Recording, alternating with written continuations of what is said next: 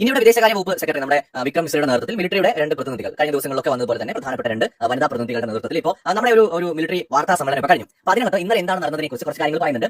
കുറെ ആളുകൾക്ക് സംശയങ്ങളുണ്ട്, കമന്റ്സിൽ കണ്ടു. സോ അതിനെക്കുറിച്ച് കൂടി ഒരു ക്ലാരിറ്റി എന്തായാലും ഈ സമയത്ത് കൊടുക്കേണ്ടതുണ്ട്. അപ്പോൾ ഒന്നാമത് ഇന്ത്യ പറഞ്ഞു, പാകിസ്ഥാൻ കഴിഞ്ഞ ദിവസം ഇന്നലെ 400ഓളം ഡ്രോണുകളാണ് ഇന്ത്യ ആക്രമിക്കുന്നതിനായിട്ട് അയച്ചത്. ഇവയെല്ലാം തന്നെ ഇന്ത്യക്ക് തകർത്തെറിയാനായിട്ട് സാധിച്ചിട്ടുണ്ട്. പലതരത്തിലുള്ള ഡിഫൻസ് സംവിധാനങ്ങൾ ഉപയോഗിച്ചിട്ടാണ് ഇന്ത്യ 400ഓളം വരുന്ന പാകിസ്ഥാൻ ഡ്രോൺ ആക്രമണങ്ങളെ തകർത്തത്. പലതും അല്ലെങ്കിൽ മിക്കതും തുർക്കി നിർമ്മിത ഡ്രോണുകളായിരുന്നുവെന്നും ഇന്ത്യ എന്ന് വ്യക്തമാക്കിയിട്ടുണ്ട്.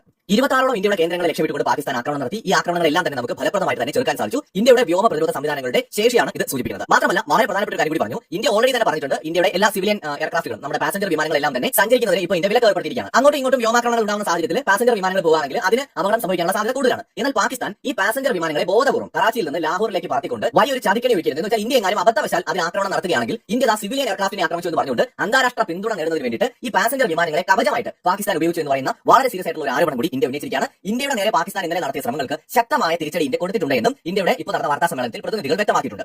എന്നാൽ 2-3 കാര്യങ്ങൾക്ക് നമ്മുടെ പ്രേക്ഷകർക്ക് സംശയമുണ്ട്. ഒന്ന്, കഴിഞ്ഞ ദിവസം മുഖ്യധാര മാധ്യമങ്ങളെല്ലാം റിപ്പോർട്ട് ചെയ്തു പാകിസ്ഥാന്റെ F-16 വെടിവെച്ചിട്ടു, JF-17 വെടിവെച്ചിട്ടു ചൈനയുടെ എന്നിങ്ങനെയുള്ള വാർത്തകൾ വന്നു. കറാച്ചി തുറമുഖത്തിൽ ആക്രമണം നടത്തിയുള്ള വാർത്തകൾ വന്നു. പാകിസ്ഥാന്റെ നഗരങ്ങളെല്ലാം ഇസ്ലാമാബാദ്, അതുപോലെ കറാച്ചി, ലാഹോർ, അങ്ങനെ അവരുടെ പ്രധാന നഗരങ്ങളിലെല്ലാം തന്നെ ഭയാനകമായ ആക്രമണങ്ങൾ ഇന്ത്യ നടത്തിയെന്നുള്ള വാർത്തകൾ വന്നു. ഇതേക്കുറിച്ച് ഒന്നും തന്നെ നമ്മുടെ വിക്രം മിശ്രി പ്രതികരിച്ചിട്ടില്ല. മിലിറ്ററി എക്സ്പേർട്സ് വന്നു, അവരും പ്രതികരിച്ചിട്ടില്ല. എന്തുകൊണ്ടാണ് പ്രതികരിക്കാത്തത്? നമ്മൾ ഇങ്ങോട്ട് വന്നതിനെ കുറിച്ച് പറഞ്ഞു, അങ്ങോട്ട് കൊടുത്തതിനെ കുറിച്ചൊന്നും പറഞ്ഞില്ലേ? ഇത് മാധ്യമങ്ങളുടെ വെറും തള്ളാണോ? ഞാൻ ആദ്യം തന്നെ പ്രേക്ഷകരുടെ താഴ്മയോടെ പറയാണ്, നമ്മുടെ മാധ്യമ പ്രവർത്തകർ എടുക്കുന്ന എഫേർട്ടിനെ ദയവേത് നമ്മൾ അന്വേഷണം കുറിച്ച് കാണരുത്. നമ്മുടെ മലയാള മാധ്യമങ്ങൾ മാത്രമല്ല, എല്ലാ മാധ്യമങ്ങളും അവരുടെ ജീവൻ പോലും പണയപ്പെടുത്തിക്കൊണ്ട് ഈ യുദ്ധം നടക്കുന്ന സ്ഥലങ്ങളിൽ പോയിട്ട് അവർ റിപ്പോർട്ടിംഗ് നടത്തുന്നുണ്ട്, നമ്മളിപ്പോൾ പ്രേക്ഷകർക്ക് കാണുന്നതിന് വേണ്ടിയിട്ട്. അപ്പോൾ അവരുടെ എഫേർട്ടിനെ നമുക്ക് ഒരിക്കലും വില വെച്ച് കാണാൻ പറ്റില്ല. വെറുതെ ഒന്നുമില്ലാതെ നമ്മുടെ മാധ്യമങ്ങൾ റിപ്പോർട്ട് ചെയ്യില്ല. ഇത് ആദ്യം തന്നെ നമ്മൾ മനസ്സിലാക്കണം. യാതൊന്നും അറിയാതെ ഒരു ഇൻഫർമേഷൻ കിട്ടാതെ മാധ്യമങ്ങൾ റിപ്പോർട്ട് ചെയ്യില്ല. കാരണം ഒരു യുദ്ധ സമയത്ത് റെസ്പോൺസിബിലിറ്റി എന്ന് പറയുന്നത് വളരെ വലുതാണ്. മാധ്യമങ്ങൾക്കുമുണ്ട്. നമ്മളൊരു കാര്യം റിപ്പോർട്ട് ചെയ്യുന്ന സമയത്ത് ജെനുവിൻ സോഴ്സ് ആണെങ്കിൽ മാത്രമേ നമ്മുടെ മെയിൻ സ്ട്രീം മാധ്യമങ്ങൾ റിപ്പോർട്ട് ചെയ്യുള്ളൂ. ഇപ്പോൾ നമ്മളിപ്പോൾ ഓൺലൈൻ ചാനലുകൾ മെയിൻ സ്ട്രീം മാധ്യമങ്ങൾ റിപ്പോർട്ട് ചെയ്യുന്ന കാര്യങ്ങൾ പല ചാനലുകളിൽ പോയി വെരിഫൈ ചെയ്തിട്ടാണ് പ്രേക്ഷകരിലേക്ക് എത്തിക്കുന്നത്. അല്ലാതെ നമുക്ക് ഇന്നത്തെ മെയിൻ സ്ട്രീം മാധ്യമങ്ങൾക്ക് പോലത്തെ വലിയ സംവിധാനങ്ങളൊന്നുമില്ല, റിപ്പോർട്ടിംഗ് സിസ്റ്റംസ് ഒന്നുമില്ല. ഓൺലൈൻ മാധ്യമങ്ങൾ ഈ മെയിൻ സ്ട്രീം മാധ്യമങ്ങളെ വെരിഫൈ ചെയ്തിട്ടാണ് എപ്പോഴും വാർത്തകൾ കൊടുക്കാറുള്ളത്. അപ്പോൾ നമ്മുടെ മെയിൻ സ്ട്രീം മാധ്യമങ്ങൾ ഒരിക്കലും വായുവിൽ നിന്ന് യുദ്ധ സമയത്ത് വാർത്തകൾ ഉണ്ടാക്കില്ല. അവർക്ക് ജെനുവിൻ സോഴ്സിൽ നിന്ന് ഇൻഫർമേഷൻ കിട്ടുമ്പോൾ മാത്രമേ അവർ കൊടുക്കുകയുള്ളൂ. അപ്പോൾ ഇന്ത്യ ഇന്നലെ നടത്തിയെന്ന് പറഞ്ഞ് നമ്മൾ കണ്ട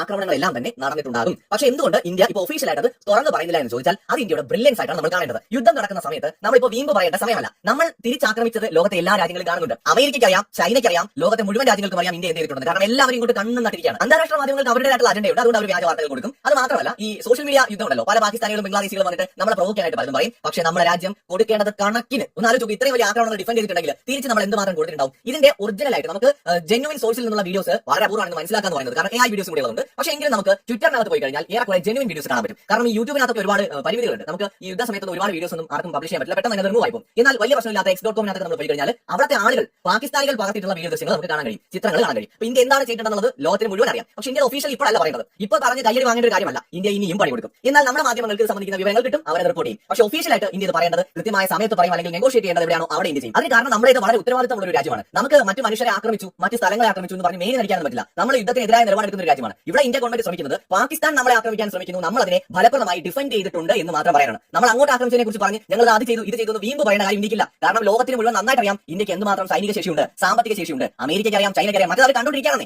ഇന്ത്യ എന്തൊക്കെ ചെയ്യുന്നു എന്നുള്ളത് കണ്ടുകൊണ്ടിരിക്കുകയാണ്. കിട്ടുന്ന പാകിസ്ഥാനും നന്നായിട്ട് മനസ്സിലാവുന്നുണ്ട്. മറ്റൊരു പ്രധാനപ്പെട്ട കാര്യം, ഒരു യുദ്ധം നടന്നുകൊണ്ടിരിക്കുകയാണ്. ഇത് ഞാൻ യുദ്ധം, ഇത് നടക്കുന്നത് ഇപ്പോൾ കാണുന്ന ആ യുദ്ധം. അതിന് പല രീതികളുണ്ട്. ഇതൊരു യുദ്ധമാണ്. ഈ യുദ്ധം നടക്കുന്ന സമയത്ത് ഇപ്പോഴല്ല ഇതൊന്നും നമ്മൾ പറയുന്നത്, അതിന് ഓരോന്നിനും ഒരു സമയമുണ്ടെന്ന് പറയുന്ന പോലെ പാകിസ്ഥാൻ ഇങ്ങോട്ട് പ്രവോക്ക് ചെയ്തിട്ടുണ്ടെങ്കിൽ അതിന്റെ 10 മടങ്ങായിട്ട് അങ്ങോട്ട് കൊടുത്തിട്ടുണ്ട്. ഇന്നലെ നമ്മൾ കണ്ട പല ദൃശ്യങ്ങളും ജെനുവിൻ ദൃശ്യങ്ങളാണ്. നമ്മുടെ വാർത്താ മാധ്യമങ്ങൾ നൽകിയ ദൃശ്യങ്ങൾ പലരും ജീവൻ പണയപ്പെടുത്തി അവർ ഷൂട്ട് ചെയ്ത് കൊണ്ടുവന്ന ദൃശ്യങ്ങളാണ്. അപ്പോൾ നമ്മൾ കൊടുക്കേണ്ടത് പോലെ തന്നെ കൊടുത്തിട്ടുണ്ട്. ജവാന്മാരെ പിടിച്ചു എന്ന് പറയുന്നതും വളരെ ജെനുവിൻ ആയിട്ടുള്ള വാർത്തകളാണ്. നാഷണൽ മീഡിയാസ് എല്ലാം തന്നെ റിപ്പോർട്ട് ചെയ്തിട്ടുണ്ട്. അവർക്കൊക്കെ സോഴ്സ് ഉണ്ടാവും, കൃത്യമായ സോഴ്സിൽ നിന്ന് ഇൻഫർമേഷൻ കിട്ടിയാലേ അവർ റിപ്പോർട്ട് ചെയ്യുള്ളൂ. അപ്പോൾ വിമാനങ്ങൾ തകർന്നു എന്ന് പറയുന്നത് ഒക്കെ വളരെ കറക്റ്റ് ആയിട്ടുള്ള ഇൻഫർമേഷൻ ആണ്. പക്ഷേ ഇന്ത്യ ഇത് റിവീൽ ചെയ്യുന്നത് ഉചിതമായ സമയത്ത് മാത്രമേ ഉള്ളൂ. ചിലപ്പോൾ ചെയ്യുക പോലും യുദ്ധ സമയത്ത് അങ്ങനെയാണ്. നമ്മൾ ഇപ്പോൾ എന്ത് ചെയ്യുന്നത് ഇപ്പോൾ നമുക്ക് ആരും ബോധ്യപ്പെടുത്തേണ്ടതില്ല. എന്താണ് ഇന്ത്യൻ ഇന്ത്യയുടെ ലക്ഷ്യം എന്ന് നമുക്കറിയോ? നമുക്കറിയില്ല. അത് നമ്മളോട് ഇപ്പോൾ അവർ പറയുകയില്ല. എന്തോ പ്ലാൻ ഇന്ത്യക്കുണ്ട്. അത് ഏത് അറ്റം വരെയാണ്, ഏത് വരെയാണ് യുദ്ധം ചെയ്യാൻ ഇന്ത്യ പ്ലാൻ ചെയ്യുന്നത്? ഈ യുദ്ധം ചെയ്യുന്നത് കൊണ്ട് ഇന്ത്യ എന്ത് റിസൾട്ട് ആണ് ആഗ്രഹിക്കുന്നത്? ഇപ്പോൾ പാകിസ്ഥാൻ നമ്മൾ തിരിച്ചു കൊടുത്തു, അവർ വീണ്ടും ഇങ്ങോട്ട് വരും, തിരിച്ച് നമ്മൾ വീണ്ടും കൊടുക്കും. ഇത് എങ്ങോട്ടാണ് ഇന്ത്യ കൊണ്ടുപോകുന്നത് നമുക്കറിയില്ല. അപ്പോൾ ഇതിന് കൃത്യമായ ഒരു ലക്ഷ്യം ഉണ്ടാവും. ആ ഉചിതമായ സമയത്തെ അതിന്റെ റിവീൽ ചെയ്യുള്ളൂ. കാരണം ഇതൊരു യുദ്ധ സമയമാണ്. അപ്പോൾ ആ സമയത്ത് വളരെ റെസ്പോൺസിബിലിറ്റിയോടെ കെയർഫുൾ ആയിട്ട് മാത്രമേ ഇന്ത്യ ഒഫീഷ്യലായിട്ട് എന്തെങ്കിലും കാര്യങ്ങൾ അക്സെപ്റ്റ് ചെയ്തുള്ളൂ അല്ലെങ്കിൽ പറയത്തുള്ളൂ. നമ്മൾ ഇത് മനസ്സിലാക്കണം. മറ്റൊരു വീഡിയോ വരാം.